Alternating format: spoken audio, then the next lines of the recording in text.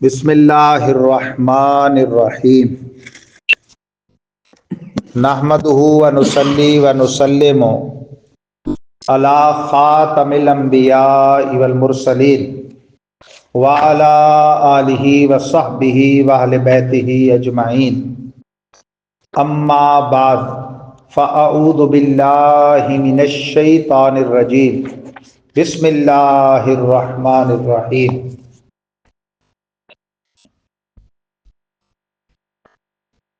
صلی اللہ علی النبی الامی وآلہ صلی اللہ علیہ وسلم صلاۃ و سلام علیک یا رسول اللہ۔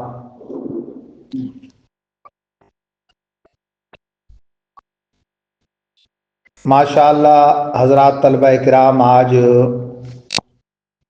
مرکز اہل سنت گلشن شیرازی کالونی میاں والی میں پہلے دورہ تفسیر القرآن کی 7ویں کلاس ہے۔ آج کا عنوان ہے حدیث افتراق امت۔ امت میں تفرقہ بازی ہو جائے گی، اس کی جو غیبی خبر دی گئی، اور پھر گروہ حق کون سا ہے اس کی تفصیل کا بیان ہوگا۔ یاد رکھیں تقریباً 20 صحابہ کرام علیہم رضوان سے حدیث کی بہت سی کتابوں میں یہ حدیث افتراق امت مروی ہے۔ مثلا احیاء العلوم جلد 3 صفحہ 225، ابن ماجہ مطبوعہ سرگودا صفحہ 279 279، ابو داؤد شریف جلد 2 صفحہ 31 اور جامع ترمذی جلد 2 صفحہ 193 میں یہ حدیث موجود ہے۔ مخبر صادق صلی اللہ علیہ وسلم نے فرمایا میری امت 73 گروہوں میں بڑھ جائے گی۔ ستفترق امتی 73 فرقۃ کلہم فی النار، یہ تمام گروہ جہنمی ہوں گے الا واحدہ، سوائے ایک کے۔ قالوا من ہم یا رسول اللہ، صحابہ نے عرض کیا یا رسول اللہ وہ کون لوگ ہوں گے؟ وہ ایک گروہ والے جو نجات پانے والے ہوں گے۔ قال مان علیہ و صحابی، فرمایا وہ اس طریقے والے جس پر میں اور میرے صحابہ ہیں۔ یہاں سے اصطلاح لی گئی ہے اہل سنت والجماعہ کی۔ اہل سنہ حضور کے طریقے والے، اور جماعت صحابہ والے، والجماعت عربی ترکیب میں اہل السنت والجماعہ اور اردو میں اہل سنت و جماعت۔ اور ابو داؤد شریف احیاء العلوم کے ایک الفاظ ہیں، فرمایا کہ وہ کون ہیں؟ ہم اہل السنت والجماعہ۔ حدیث پاک کی روشنی میں امت محمدیہ علی صاحب الصلاۃ والسلام کا بہت سے فرقوں میں تقسیم ہو جانا معلوم ہوا، اور یہ بھی پتہ چلا کہ وہ سب فرقے یکساں نہیں بلکہ ان کی اکثریت جہنمی ہوگی۔ صرف ایک گروہ ایسا ہوگا جو جہنم سے نجات پا کر جنت کا وارث ٹھہرے گا۔ سبحان اللہ۔ بعض بے وقوف اس حدیث کا سرے سے انکار کرتے ہیں اور دلیل کیا بناتے ہیں کہ قرآن میں ہے کہ وَاعْتَصِمُوا بِحَبْلِ اللَّهِ جَمِيعًا وَلَا تَفَرَّقُوا، اللہ کی رسی کو مضبوطی سے تھامو اور فرقوں میں مت پڑو۔ ہم کہتے ہیں آیت بھی حق ہے، حدیث بھی حق ہے۔ حدیث نے یہ تھوڑا ہی فرمایا ہے کہ فرقوں میں پڑھو، پھر تو مخالفت ہوتی قرآن کی، تو ہم حدیث کو جھٹلاتے۔ حدیث نے تو خبر دی ہے کہ وہ جو چیز منع ہے وہ لوگ کریں گے۔ جیسے مثلا قرآن میں شراب کی حرمت ہے، تو حدیث نے یہ تو نہیں فرمایا پیو، حدیث نے یہ فرمایا کہ آخر زمانے میں لوگ پئیں گے کثرت سے۔ قرآن نے سود سے منع کیا، حدیث نے یہ تو نہیں فرمایا کہ سود کھاؤ۔ حدیث نے غیبی خبر دی کہ لوگ اس کو شیر مادر سمجھیں گے۔ بات سمجھ گئے میری؟ تو یہ بعض لوگ دھوکہ دیتے ہیں، حتیٰ کہ دور ماضی قریب میں وہابیہ کا سب سے بڑا محدث البانی اتنی سندوں اور اتنے مستند طرق سے اور اتنی کتابوں میں یہ حدیث ہونے کے باوجود اس نے بھی اسے موضوع قرار دیا اور اسے جھٹلا دیا۔ کیونکہ خود پھنستے ہیں نا وہ گروہ فرقے بنانے والے گمراہوں میں سے ایک بڑا گمراہ ٹولہ ان کا بھی ہے۔ تو بہرحال دور حاضر میں پائے جانے والے فرقوں کا تقابلی مطالعہ ضروری ہے تاکہ پتہ چلے کہ کون سا گروہ اپنے عقائد کی روح سے جہنمی ہے تاکہ اس سے دور رہا جائے، اور کون سا گروہ جنتی ہے تاکہ اسے مضبوطی سے تھاما جائے۔ دور حاضر میں بڑے بڑے مذہبی گروہ: نمبر 1 اہل سنت و جماعت، نمبر 2 شیعہ، نمبر 3 نجدی وہابی، نمبر 4 نام نہاد اہل حدیث یعنی غیر مقلد وہابی، نمبر 5 دیوبندی وہابی، نمبر 6 مودودی وہابی، نمبر 7 مرزائی، اور اسی کے ساتھ میں اضافہ کرتا ہوں نمبر 8 جہلمی مرزائی، چھوٹے مرزائی، کیونکہ ظاہر ہے یہ 1998 کا مرتب کردہ دورہ ہے حضرت اشرف العلماء کا، اور ہم نے یہ پڑھا تھا 2000 میں ان سے، تو ظاہر ہے آگے اب معاملہ 2025 کا اینڈ کا ہے، تو کئی آ رہے ہیں نئے پرویزی نام نہاد اہل قرآن، جس کی اصل بنیاد ہمارے ضلع میاں والی چکڑالہ سے پڑی ہے۔ اہل سنت و جماعت کی تعریف: سب سے پہلے سنی لفظ سنت کی طرف منسوب ہے یا نسبت کی ہے، جس طرح کہتے ہیں نا مکی مکہ سے، مدنی مدینہ سے، تو سنت سے سنی سنت والا، جس کا معنی ہے سنت کی پیروی کرنے والا۔ اہل سنت کا بھی یہی معنی ہے۔ سنی اور اہل سنت دراصل دونوں لفظ اہل سنت و جماعت کا اختصار ہیں، اور اہل سنت و جماعت واو عطف کے علاوہ 3 کلمات پر مشتمل ہے: اہل سنت جماعت۔ اہل معنی والا، تعلق والا، اور مذہب کی طرف منسوب ہو تو پیروی کرنے والا، یہاں مراد پیروی کرنے والا۔ القاموس المحیط اور المعجم الوسیط وغیرہ میں یہ معنی لکھے ہیں۔ سنت سیرت، خصلت، طبیعت، عادت، شریعت یا طریقہ، یہاں مراد نبوی شریعت یا نبوی طریقہ ہے۔ یہ بات مجمع بحار الانوار میں موجود ہے۔ جماعت مراد گروہ مومنین کاملین، جن کے اولین مصداق جماعت صحابہ ہے۔ یا مراد گروہ نبوی ہے، یعنی نبی کریم صلی اللہ علیہ وسلم کی تیار کردہ جماعت، جو کہ جماعت صحابہ ہے۔ اب اہل سنت و جماعت کا معنی کیا ہوا؟ طریقہ نبوی گروہ، اور گروہ نبوی یعنی جماعت صحابہ کا پیروکار۔ چنانچہ حجت الاسلام امام محمد غزالی ایک حدیث نبوی کو احیاء علوم الدین جلد 3 صفحہ 225 پہ نقل کرتے ہوئے لکھتے ہیں: قیلا ومن اہل سنت والجماع، جب سرکار نے فرمایا کہ وہ نجات پانے والا گروہ اہل سنت و جماعت ہے، تو صحابہ کی طرف سے عرض کی گئی یا رسول اللہ وہ کون ہے؟ قال ما انا علیہ وصحابی، فرمایا طریقہ نبوی اور صحابہ کی جماعت کے پیروکار۔ تو سنی کا ٹائٹل سنی یہ زبان نبوی سے عطا ہوا ہے، یہ کوئی نیا ٹائٹل نہیں ہے، باقی کسی نے انگریز سے منظور کروایا اپنا نام، کسی نے کہیں سے، وہ انشاءاللہ تفصیل آ رہی ہے۔ صحابی وہ مسلمان ہے جس سے سرکار پر انوار صلی اللہ علیہ وسلم کی صحبت فیض اثر کا شرف حاصل ہوا، اور اسلام پر ہی اس کا خاتمہ ہوا۔ صحبت فیض اثر شرط ہے، ظاہری دید بھی شرط نہیں ہے، اگر نابینا ہے مسلمان ہے، ظاہری صحبت ملی، اسلام پہ خاتمہ، وہ صحابی ہے۔ انسانوں نے بھی شرط نہیں ہے، جن بھی اس میں شامل ہے۔ نتیجتاً تمام افراد اہل بیت جو سرکار نبوی کی صحبت سے فیض یاب ہوئے، وہ بھی اس مقدس گروہ میں صحابی کے عنوان کے تحت داخل ہیں، کیونکہ ان پر بھی اسی طرح صحابی کی تعریف صادق آتی ہے جیسے دیگر رفقائے نبوی پر۔ لہذا یہاں جماعت صحابہ کا لفظ بلا شبہ اہل بیت سمیت تمام صحابہ کرام کو شامل ہے۔ اہل سنت و جماعت کا مجموعہ مرکب اضافی عطفی ہے۔ حسب قواعد فارسی اور اردو طرز پر اس ترکیب میں سنت اور جماعت کے لفظوں میں الف لام داخل نہیں کیا جائے گا، لیکن عربی انداز میں الف لام داخل کیا جائے گا، یعنی اردو فارسی ترکیب میں ہوگا اہل سنت و جماعت یا اہل سنت و جماعت، یا عربی میں ہوگا اہل السنت والجماعہ۔ سبحان اللہ۔ اہل سنت و جماعت کا ماخذ قرآن و سنت میں، کہ بھئی یہ راستہ حق کا راستہ ہے، یہ راستہ نجات کا راستہ ہے، یہ جنتی گروہ ہے، تو اس کی بھی دلیل کیا ہے؟ نمبر 1، اللہ تعالیٰ فرماتا ہے سورۃ النساء آیت نمبر 115، وَمَن يُشَاقِقِ الرَّسُولَ مِن بَعْدِ مَا تَبَيَّنَ لَهُ الْهُدَىٰ وَيَتَّبِعْ غَيْرَ سَبِيلِ الْمُؤْمِنِينَ نُوَلِّهِ مَا تَوَلَّىٰ وَنُصْلِهِ جَهَنَّمَ وَسَاءَتْ مَصِيرًا۔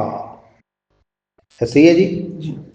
اور جو شخص رسول پاک کے طریقے کی مخالفت کرے اس کے بعد کہ اس پر راہ حق واضح ہو جائے، حق واضح ہونے کے بعد مخالفت کرے اور طریقے مومنین کے علاوہ کسی اور راہ کی پیروی کرے، ہم اسے پھیرنے دیں گے جدھر کو وہ پھرا، اور آخر کار اسے جہنم میں جھونک دیں گے، اور نہایت ہی برا ہے وہ ٹھکانہ۔ تو رسول پاک کی اور طریقے مومنین کی پیروی، یہ ہے نجات والا راستہ۔ مان علیہ و اصحابی، وہ طریقے مومنین سے مراد مومنین کاملین کون ہیں؟ اس کی اول مصداق جماعت صحابہ ہے۔ اس سے یہ بات قطعاً یقیناً ثابت ہوئی کہ طریقہ نبوی اور سبیل المومنین کی مخالفت حرام ہے۔ تو جب ان کی مخالفت حرام ہوئی تو ان کی موافقت اور اتباع فرض ٹھہری۔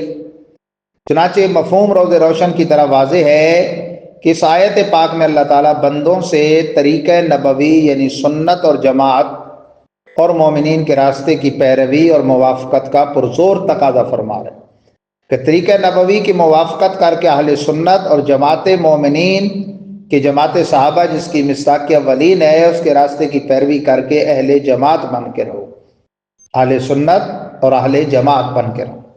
چنانچہ حاشیہ خزان العرفان سورۃ النساء اسی آیت 115 کے تحت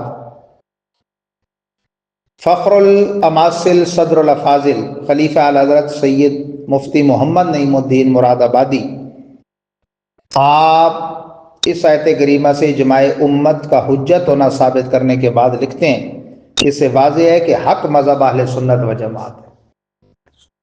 نمبر 2، دلیل یہ ہے کہ روز معاشر میں 2 گروہوں کا حال ذکر کرتے ہوئے اللہ تعالیٰ ارشاد فرماتا ہے قرآن مجید فرقان حمید برہان رشید سورہ آل عمران آیت نمبر 106 اور 7 میں، یوم تبیض وجوہ وتسود وجوہ فاما الذین اسودت وجوہہم اکفرتم بعد ایمانکم فذوقوا العذاب بما کنتم تکفرون واما الذین ابیضت وجوہہم ففی رحمت اللہ ہم فیہا خالدون۔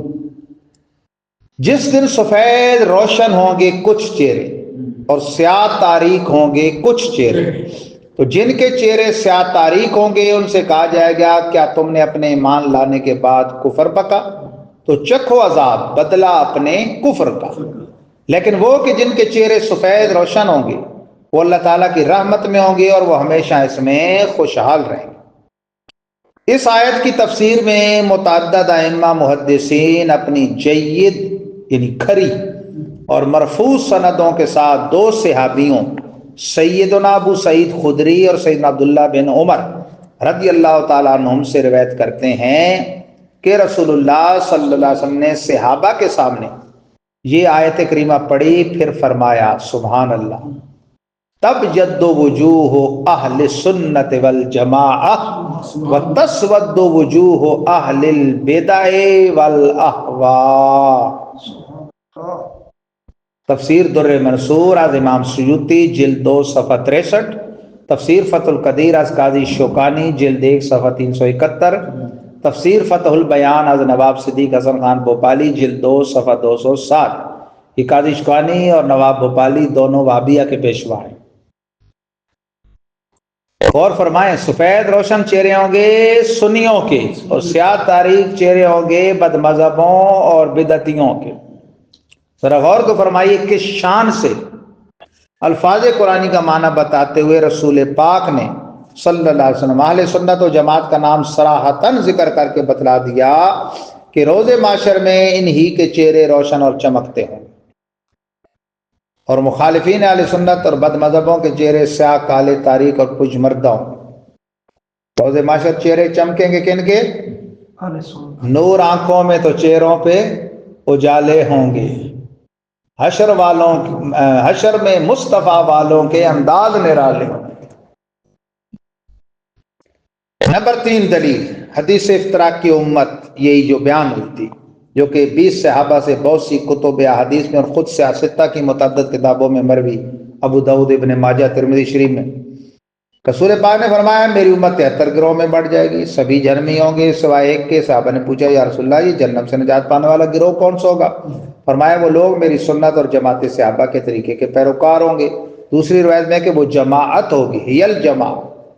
اس حدیث کی کچھ روایات میں اہل سنت و جماعت کے الفاظ صراحتاً بھی وارد ہیں۔ چنانچہ ایک روایت میں آیا ہے احیاء علوم میں کہ صحابہ نے جہنم سے بچ کر جنت میں پہنچنے والا گروہ پوچھا کون سا ہوگا؟ تو فرمایا ہم اہل السنت والجماعت۔ بنیت طالبین جو غوث اعظم کی طرف منسوب ہے، بعضوں نے اس کی نسبت کا انکار کیا لیکن محققین نے ثابت بھی رکھا، تو اس میں یہاں تک ہے لا شک ولا ریب انہم ہم اہل السنت والجماعت، کہ اس بات میں کوئی شک و شبہ نہیں کہ وہ نجات پانے والا گروہ اہل سنت والجماعت ہے۔ یہی بات مولا علی قاری نے بھی فرمائی۔ اور حافظ عراقی جو بڑے ایک محدث ہیں، امام زین الدین عراقی، وہ فرماتے ہیں المغنی میں اسانیدھا جیاد، اس حدیث کی ساری اسناد عمدہ اور کھری، تو اس لیے ہم کہتے ہیں اہل سنت کا ہے بیڑا پار، اصحاب حضور نجم ہیں اور نو ہے اطرت رسول اللہ، سبحان اللہ۔ صحابہ اور تابعین سے اہل سنت و جماعت کی تائید۔ پہلی دلیل حضرت عبداللہ بن عباس رضی اللہ عنہما، آیت کریمہ یوم تبیض الوجوہ جو میں نے ابھی پڑھی، اس کی تفسیر کرتے ہوئے فرماتے ہیں تبیض وجوہ اہل سنت والجماعہ وتسود وجوہ اہل البدع والضلالہ، سفید چہرے سنیوں کے ہوں گے اور سیاہ چہرے بدعتیوں اور گمراہوں کے ہوں گے۔ بہت حوالے ہیں اس کے، کتاب السنہ از امام ابو القاسم لالکائی جلد 1 صفحہ 71 حدیث نمبر 74، تفسیر معالم التنزیل حاشیہ تفسیر خازن جلد 1 صفحہ 403، تفسیر ابن کثیر جلد 1 صفحہ 390، تفسیر احکام القرآن قرطبی جلد 4 صفحہ 167، تفسیر در منصور امام سیوطی جلد 2 صفحہ 63، تفسیر مظہری جلد 2 صفحہ 116، تفسیر فتح القدیر قاضی شکانی جلد 1 صفحہ 371، تفسیر فتح البیان نواب صدیق حسن بھوپالی جلد 2 صفحہ 307، تفسیر وحیدی برحاشیہ قرآن از نواب وحید الزمان، یہ بھی غیر مقلد حاشیہ نمبر 8 صفحہ 58، تفسیر معرف القرآن مفتی شفیع دیوبندی جلد 2 صفحہ 146، یہ تقی اور رفیع کا ابا۔ نمبر 2 جی صحابہ سے دلیل، یہی ابن عباس رضی اللہ عنہ ارشاد فرماتے ہیں مفتاح الجنہ فی اتباع سنہ از امام سیوطی صفحہ 44 میں النظر الی وجہ رجل من اہل السنہ الذی یدعو الی السنہ وینہی عن البدع عبادت، سنی عالم کے چہرے کو دیکھنا جو سنت کی طرف بلائے اور بدعت سے روکے، اس کے چہرے کو دیکھنا عبادت ہے۔ نمبر 3 حضرت امیر المومنین مولا المسلمین شیر خدا سیدنا علی المرتضیٰ کرم اللہ تعالی وجہہ الحسنی ایک سوال کے جواب میں خطبہ دیتے ہوئے ارشاد فرماتے ہیں، کتاب الاحتجاج میں یہ خود تبرسی شیعی جو ہے احمد بن علی بن ابی طالب، اس نے جلد 1 صفحہ 29 پہ اس کو لکھا، یعنی غیروں سے بھی سنیوں کا حق ہونا۔ اما اہل الجماع فانا ومن اتبعنی وان کلوا، اما اہل السنہ فالمتمسکون بما سنہ اللہ لہم ورسولہ، ہاں لیکن اہل جماعت تو وہ میں ہوں اور میرے پیروکار چاہے تھوڑے ہی ہوں، اور اہل سنت وہی لوگ ہیں جو اللہ اور اس کے رسول کے جاری کردہ راستے پر مضبوطی سے قائم ہیں۔ اب ان کو تو یہ خدا بھی مانتے ہیں، ان کا ایک گروہ، تو ان کی مانے نا پھر کہ اللہ رسول کے جاری کردہ طریقے پر مضبوطی سے قائم سنی ہے، نمبر 4، امام خواجہ حسن بصری فرماتے ہیں، یہ جلیل القدر تابعی ہیں، ام المومنین حضرت سلمہ کا انہوں نے دودھ پیا ہے اور مولا علی سے خلافت پائی ہے۔ یا اہل سنہ ترفقوا رحمکم اللہ، اے سنیوں آپس میں نرمی کا برتاؤ رکھو، اللہ تم پر رحم فرمائے۔ کتاب السنہ، امام لالکائی، جلد 1 صفحہ 17۔ سنیوں کو نصیحت کر رہے ہیں، ظاہر نصیحت اس کو کی جاتی ہے جو اپنے ہوتے ہیں۔ نمبر 5، امام محمد بن سیرین جو کہ ائمہ تابعین میں سے ہیں، یہ معبر بڑے مشہور ہیں، سید المعبرین کہتے ہیں ان کو۔ جامع ترمذی کی سب سے آخری حدیث انہی کی ہے، اور وہ حدیث بڑی پتے کی حدیث ہے، بچوں کو نقش کرا دیں۔ آپ فرماتے ہیں کہ لوگوں، یہ حدیث کا علم تمہارا دین ہے، تو یہ علم لینے سے پہلے دیکھ لو کس سے لیتے ہو، یعنی دین لینا تو دیندار سے لینا نا، بے دین سے نہیں لینا۔ تو کہتے ہیں جی قرآن کا درس سننے گئے ہیں، ہم تو حدیث پڑھنے گئے ہیں۔ جی الجامع صحیح جو مسلم شریف کی جامع ہے، المقدمہ جلد 1 صفحہ 11 پہ آپ فرماتے ہیں لم یکونوا یسألون عن الاسناد، محدثین اسناد کے بارے میں، سندوں کے بارے میں کچھ نہ پوچھا کرتے تھے۔ فلما وقعت الفتنہ، جب بد مذہبی کا فتنہ اٹھا، قالوا سموا لنا رجال الینظر الی اہل سنہ فیؤخذ حدیثهم، انہوں نے کہا محدثین نے کہ ہمیں اپنے راویوں کے نام بتاؤ تاکہ دیکھا جائے کہ اگر وہ سنی ہے تو حدیث قبول کی جائے۔ سبحان اللہ۔ فَيُنظَرِ إِلَىٰ أَهْلِ الْبِدْعِ فَلَا يُؤْخَذْ حَدِيثُهُمْ، اور دیکھا جائے اگر وہ بد مذہب ہے تو حدیث مسترد کر دی جائے۔ چھٹی دلیل صحابہ اور تابعین کی طرف سے، امام سعید بن جبیر بڑے مشہور تابعی جلیل ہیں، تفسیر در منصور جلد 4 صفحہ 304، تفسیر فتح القدیر شوکانی جلد 3 صفحہ 381، تفسیر فتح البیان جلد 8 صفحہ 261، تفسیر ابن کثیر جلد 3 صفحہ 161، تفسیر معالم التنزیل بغوی جسے کہتے ہیں، اور تفسیر خازن جلد 4 صفحہ 276، تفسیر قرآن عظیم ابن ابی حاتم رازی جلد 7 صفحہ 2431۔ کیا فرماتے ہیں زیر آیت کریمہ وَإِنِّي لَغَفَّارٌ لِمَن تَابَ وَآمَنَ وَعَمِلَ صَالِحًا ثُمَّ اهْتَدَىٰ، سورۃ طٰہٰ آیت نمبر 82، کہ میں اس کو بہت بخشنے والا ہوں جو توبہ کرے، ایمان لائے، عمل صالح کرے، پھر ہدایت پر رہے۔ فرماتے ہیں ثُمَّ اهْتَدَىٰ قَالَ ثُمَّ اسْتَقَامَ لِفِرْقَةِ السُّنَّةِ وَالْجَمَاعَةِ، یعنی کیا مطلب ہے ہدایت پر رہے کہ پکا سنی رہے تو پھر ہدایت پر ہے۔ تو مذہب اہل سنت و جماعت کی تائید تو غیروں سے بھی ہے، کتب شیعہ سے بھی ہے، کتب غیر مقلدین سے بھی ہے، جو ہماری آج کی آخری بات ہے۔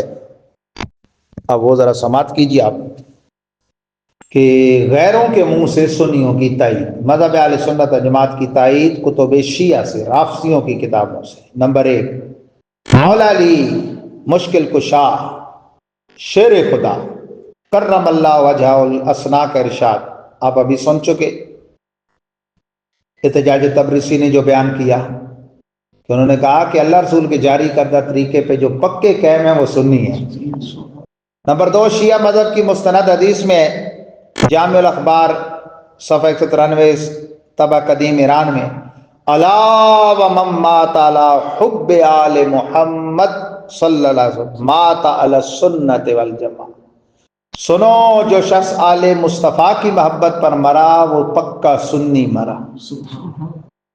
نمبر 3، نیز اکابر علماء شیعہ لکھتے ہیں کہ حضرت جبریل امین حاضر خدمت نبوی ہوئے اور اللہ پاک کا یہ ارشاد سنایا، جامع الاخبار صفحہ 90 طبع قدیم ایران، لیس علی من مات علی السنت والجماعہ عذاب القبر ولا شدت یوم القیامہ یا محمد من احب الجماعت احبہ اللہ والملائکۃ اجمعین، جو شخص سنت و جماعت کے عقیدے پر مرا اس پر قبر کا عذاب نہ ہوگا، نہ قیامت کے دن سختی۔ اے محمد مصطفیٰ جس نے جماعت سے محبت کی اس سے اللہ تعالیٰ اور تمام فرشتے محبت کرتے، تو پھر جماعت کو اپنانا چاہیے نا، فرقی کیوں بنائی بھائی؟ مذہب اہل سنت و جماعت کی تائید غیر مقلدین سے، جناب کن سے؟ غیر مقلدین، یہ جن کا 1857 کی جنگ آزادی سے پہلے ایک بھی مسجد یا مدرسہ نہیں ہے بر صغیر میں، تو اگر یہ حق ہیں تو پھر وہ صحابہ سے لے کر 14 صدیوں کے لوگ تو ناحق ہوئے، اس میں تو بڑے بڑے یعنی بڑے بڑے اکابر، کیا میں بولوں، جب صحابہ خود موجود ہیں اس میں، ہاں جی، تو کیا بنے گا؟ خود ان میں اس میں ان کا وہ بھی رگڑا جائے گا جس کے نام پر یہ وہابی کہلاتے ہیں، ابن عبد الوہاب حجدی بھی۔ تو انگریز سے پھر انہوں نے کہا کہ لوگ ہمیں وہابی کہتے ہیں تو کوئی نیا ٹائٹل دو، تو اہل حدیث کا ٹائٹل پاس کروایا، وہ ریکارڈ موجود ہے۔ ہاں، اور یہ جو نواب صدیق حسن بھوپالی ہے نا، یہ آپ کو پتہ ہے نواب کیسے بنا؟ آخر میں یہ ذرا مجھے یاد کرانا، میں اس کا نواب ہونا آپ کو بتاؤں گا، بڑے حیران ہوں گے۔ پہلی دلیل ہے علامہ نور الحسن فرزند رئیس الوہابیہ نواب صدیق حسن خان بھوپالی، نہج المقبول صفحہ 11 طبع بھوپال میں لکھتا ہے، بھوپال علاقہ ہے ہند کا، حق دائر در مذاہب اہل سنت و جماعت، حق دائر ہے، منحصر ہے اہل سنت و جماعت کے مذاہب میں۔ اللہ کی مار ہے نا کہ پھر بھی سنی نہیں بننا۔ نمبر 2، یہی نواب زادہ میر نور الحسن کنوجی مزید لکھتا ہے نہج المقبول صفحہ 13 بے، و فرقہ ناجیہ گروہ اہل سنت است کے معاشیس بر سیرت نبوی و سریرت صحابہ، بر سیرت صحابہ مصطفی مان علیہ صحابی دلیل بین است برآں۔ فرقہ ناجیہ گروہ نجات پانے والا اہل سنت ہی ہیں جو سنت نبوی اور طریقہ صحابہ مصطفی پر گامزن ہے۔ اس پر روشن دلیل یہ حدیث ہے کہ نجات پانے والا گروہ وہی ہوگا جو میری سنت اور میرے صحابہ کی جماعت کے طریقے پر کاربن۔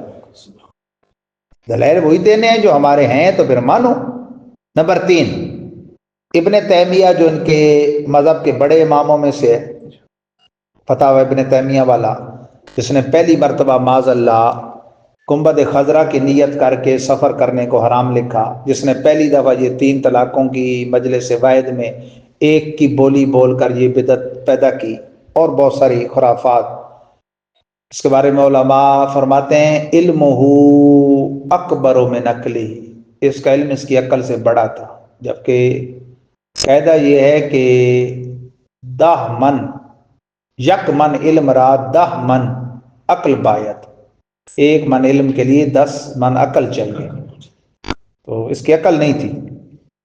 فإنما هم فيه متبعون للكتاب والسنة وطريقتهم هي دين الإسلام الذي بعث الله به محمدا صلى الله عليه وسلم، لكن لما أخبر النبي صلى الله عليه وسلم أن أمته ستفترق على 73 فرقة كلها في النار إلا واحدة وهي الجماعة، وفي حديث عنه إنه قال هم من كان على مثل ما أنا عليه اليوم وأصحابي صار المتمسكون بالاسلام المحض الخالص من الشعب هم اهل السنة والجماعة وفيهم الصديقون والشهداء والصالحون ومنهم اعلام الهدى ومصابيح الدجى اولو المناقب المعصورة والفضائل المذكورة وفيهم الابدال وفيهم ائمة الدين الذين اجمع المسلمون على هدايتهم وهم الطائفة المنصورة الذين قال فيهم النبي صلى الله عليه وسلم لا تزال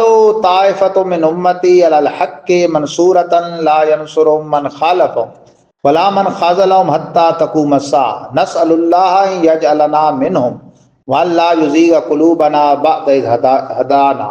تو منٹ بیٹھو، یہ آخری بات ہے جی، اور اس کے بعد دلیل نمبر 4 پہ بات ختم ہو رہی کہ اہل سنت اپنی گفتار و کردار میں قرآن و سنت کے پیروکار ہیں، اور ان کا طریقہ وہ ہے، وہی دین اسلام ہے۔ یہ کون کہہ رہے؟ ابن تیمیہ، جس کے ساتھ اللہ نے حضرت محمد مصطفیٰ کو مبعوث فرمایا۔ پیروکار جس کی پیروکاری میں لگ کے وہابی بنے ہوئے ہیں اور سنیوں کے جناب وہ جانی دشمن، وہ کیا کہہ رہے ہیں؟ نبی کریم نے خبر دی تھی کہ حضور کی امت 73 فرقوں میں بٹ جائے گی، سارے دوزخ میں جائیں گے سوائے ایک کے، وہ جماعت ہے، اور آپ کی دوسری حدیث میں ہے کہ وہ فرمایا وہ نجات پانے والا گروہ ہے اور وہ میری سنت اور جماعت صحابہ کے طریقے پر ہے۔ تو اس بنا پر بھی وہ لوگ جو امیز شفاف خالص اسلام پر کاربند ہیں وہ صرف اور صرف اہل سنت و جماعت سے، اور اہل سنت ہی میں تمام صدیقین، شہداء اور صالحین ہوئے۔ لو جی، اور انہی میں وہ لوگ ہوئے جو راہ گم کردہ لوگوں کے لیے ہدایت کے نشان اور گمراہی کی تاریکیوں میں نور بکھیرنے والے روشن چراغ ہیں، جن کے مناقب منقول فضائل شعراء آفاق ہیں، انہی میں ابدال ہیں ولیوں کی بڑی قسم، اور انہی میں دین کے امام ہیں جن کی رہنمائی اور پیشوائی پر مسلمانوں کا اتفاق ہو چکا۔ ائمہ اربعہ ہیں، ہمارے دیگر امام ہیں، اور اہل سنتی طائفہ منصورہ یعنی اللہ کی مدد پایا ہوا گروہ ہے، جن کے بارے میں نبوی فرمان ہے میری امت کے گروہ تا قیامت حق پر ڈٹا رہے گا، نصرت الہی ان کی دستگیری فرماتی رہے گی، ان کی مخالفت کرنے والے اور ان کی مدد سے ہاتھ اٹھانے والے ان کے دین کا کچھ نہ بگاڑ سکیں گے۔ ہم اللہ سے دعا کرتے ہیں کہ ہمیں بھی ان میں سے کر دے اور اللہ ہمیں ہدایت دے کر پھر ہمارے دلوں کو ٹیڑھا ہونے سے محفوظ رکھے۔ یہ العقیدۃ الواسطیہ ہے، صفحہ 167، اور یہ ابن تیمیہ کے بارے میں محقق آلوسی نے روح المعانی میں لکھا ہے کہ یہ ہر ماہ یا ہر سال بہت بڑے جناب منوں کے حساب سے، یہ تھا بڑا میر کبیر، وہ درگاہ غوثیہ میں یہ دربار غوث اعظم پہ 11ویں کا لنگر بھیجتا تھا۔ آخری بات شیخ ابن تیمیہ مزید لکھتا ہے، دلیل نمبر 4 ہے یہ غیروں سے، ان الفرقۃ الناجیۃ اہل السنۃ والجماعۃ، بے شک عقیدہ واسطیہ میں کہتا ہے کہ گروہ نجات پانے والا سنیوں کا گروہ ہے۔ اور 5ویں چھٹی دلیل یوں بنے گی غیروں سے کہ نیز غیر مقلدین کے محدث عبدالرحمن مبارک پوری ترمذی کی حدیث افتراق امت کے تحت اپنی کتاب تحفۃ العوضی شرح ترمذی میں، اور علماء دیوبند میں سے مولوی خلیل احمد بیٹھوی ابو داؤد کی حدیث افتراق امت، حدیث وہی ایک ہی ہے، اپنی کتاب بذل المجہود شرح سنن ابی داؤد میں لکھتا ہے 72 جہنمی فرقے مخالفین اہل سنت ہیں، اور فرقہ ناجیہ صرف اہل سنت والجماعت۔ اس لیے آپ جو دیابن ہے نا، یہ دھکے سے سنی بنتے ہیں وہابی، اہل سنت و جماعت کہلا کے اپنے آپ کو وہ کرتے ہیں، اور ہمارا تشخص خراب کرنے کے لیے لوگوں میں بات پھیلا دی کہ یہ بریلوی ایک نیا فرقہ۔ ہم کوئی نیا فرقہ نہیں، ہمارے دور حاضر کے اور گزشتہ صدی کے سنیوں کے مجدد وہ رہنے والے بریلی کے تھے، تو یوں وہ بریلوی ہیں، ساکن، بریلوی کوئی مذہب نہیں، اور ہم ان کی کیا کہتے ہیں کارہائے نمایاں اور تجدید دین کو سلام کرنے کے لیے ان کی طرف اپنے آپ کو منسوب کر کے یوں کہتے ہیں اس معنی پہ کہ ہم بریلوی ہیں، ہمارا عقیدہ سنی ہے۔ اللہ تعالیٰ کرم فرمائے، دعا خیر کرے۔ لنگر بھی آ گیا ماشاءاللہ، تبرک بھی آ گیا، بچے بھی آ گئے۔ نحمدہ و نصلی و نسلم علی خاتم الانبیاء والمرسلین وعلی آلہ و صحبہ و اہل بیتہ اجمعین۔ اللہم اعنا علی تلاوت القرآن و ذکرک و شکرک و حسن عبادتک و خدمت دینک۔ ربنا آتنا فی الدنیا حسنہ وفی الآخرۃ حسنہ وقنا عذاب النار۔ پتہ چلا کہ دین کے طلبہ جہاں آتے ہیں نا، ہمت کریں، تھوڑے بھی ہوں، بیٹھ جائیں، کیا کہتے ہیں وہ دربار لگا لیں تو لنگر بھی جاری ہو جاتے ہیں۔ صلی اللہ تعالیٰ علی خیر خلقہ سیدنا مولانا محمد وآلہ وصحبہ اجمعین۔ جی، اور آپ فرما رہے تھے کہ نواب بھوپالی کیسے نواب بنے؟ ہاں، یہ امام الوہابیہ نواب صدیق حسن خان کنوجی نواب بھوپالی، یہ نواب کیسے بنا؟ اب دیکھیں نا ان کی حرکتیں، غیر مقلدین کا نا کہ فتویٰ یہ ہے کہ طلاق ثلاثہ نہیں ہوتی، یہ بحث آگے آئے گی، لیکن یہاں میں اس کے نواب بننے کے ضمن میں بھی چونکہ مسئلہ یہی ہے تو میں بتا دوں۔ تو یہ تھا نواب کا ملازم، نواب آپ بھوپال کا، نواب اور اس کی بیگم کا جھگڑا ہو گیا اور اس نے 3 طلاقیں اسے دے دی۔ احناف کے مذہب مختار پر علماء نے فتویٰ دیا کہ نواب کی جو بیگم ہے وہ نواب سے چھوٹ گئی ہے، علیحدہ ہو گئی ہے، اس کی واپسی کی راہ سوائے تحلیل شریک ہے اور کوئی نہیں ہے۔ تو یہ گھر کا ملازم تھا نواب کی فیکٹری میں، تو اس نے کہا جی بھائی یہ اعتبار والا بندہ ہے تو ہم اس سے کرواتے ہیں.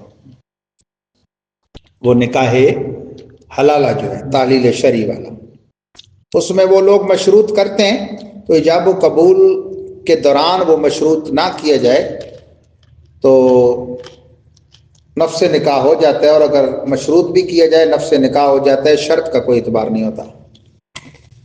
تو بہرحال وہ ہو گیا جناب.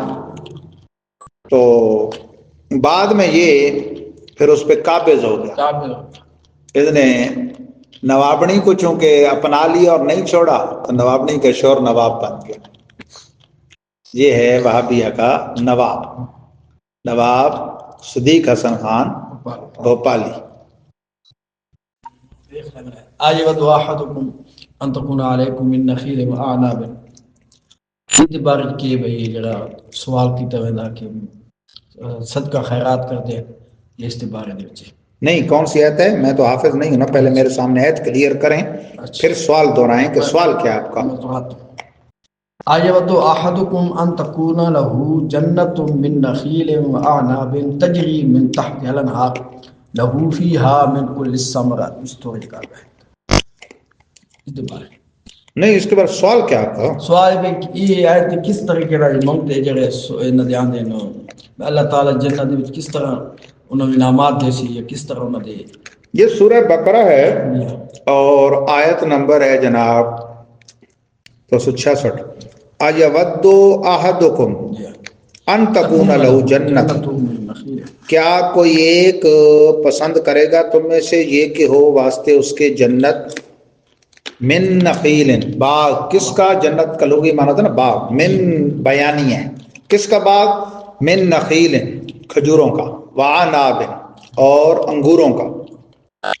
تجری من تحت الانہار، جاری ہوں ان باغوں کے نیچے نہریں.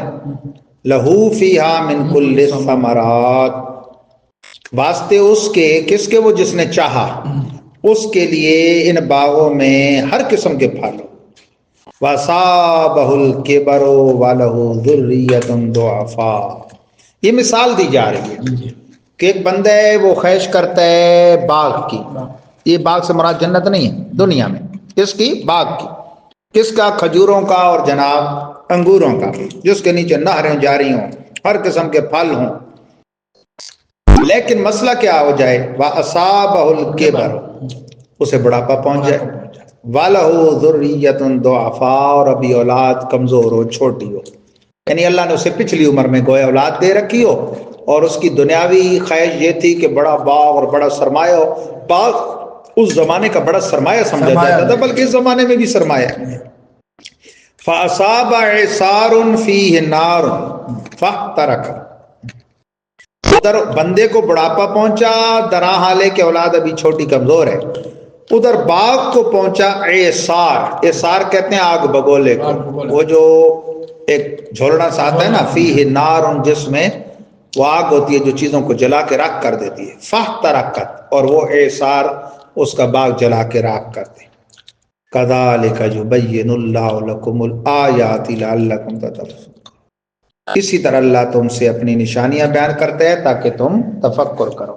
یہ دنیا کی زندگی کی مثال دی گئی ہے کہ بندے کی خواہشیں بہت بلند ہوتی ہیں، بڑی ہوتی ہیں، اور وہ طول عمل کا شکار ہو جاتا ہے. ایک عمل عین والا ہے نا، وہ نہیں، حمزے والا، حمزہ میم لام عمل کا معنی ہوتا ہے امید. طول عمل، امید کی لمبے پن، یہ انسان کو بڑا گھاٹا دیتے ہیں.